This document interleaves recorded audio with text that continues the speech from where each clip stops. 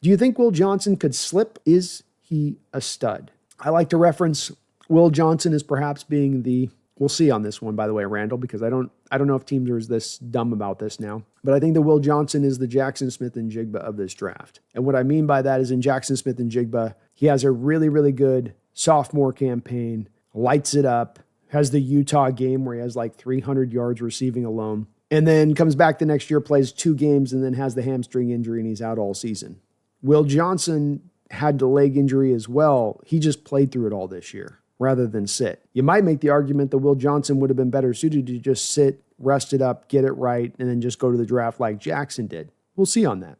But this is where, to me, what you've got to do is rather than go off Will Johnson's 2024 tape where he's injured, and Michael Williams is a little like this too, he's fighting through multiple lower leg injuries throughout the season, is go back to his 23 tape. And on his 23 tape, Randall, in my opinion, Will Johnson looked a lot like Patrick Surtain, the guy who just won Defensive Player of the Year this year. And this is why I'm going to go ahead and put the blue chip grade on Will Johnson. A lesson like a Jaxson Smith-Njigba should inform me and teach me in these kind of situations where you go, oh, do you want to ding this guy in that last year? Well, maybe the injuries are a thing or maybe they're not, but I don't have the medicals. I'm not a doctor. I'm not being informed to a doctor of a guy who's looked at the player. So I'm going to throw that out the board.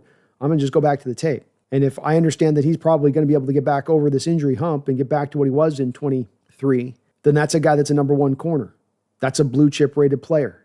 If he matched 24 to the 23 tape, he's getting that kind of grade. And it's not like the tape was atrocious. It's just that people are now trying to look at the tape and they're going, Randall, what is it everyone's seeing with this Will Johnson? I mean, it's like the tape's fine, but everyone's talking about him like he's a top 10 pick. And they're right in that they're seeing tape that's not as sparkling from 23, but there's a reason for it. So I think we could benefit from that at that point. If he was to dip to Seattle at 18, and especially with Mike McDonald's connection to the Michigan program, especially to the fact that the guys played in this exact same style of defense, I think that you could easily end up jumping all over him on that pick at 18 if he falls to us, because they would potentially have that blue chip grade on him as a player. And I do have a blue chip grade on him, because I'm going to correct where I've made mistakes in the past and letting that final year of tape overwhelm you when there's an explanation for it.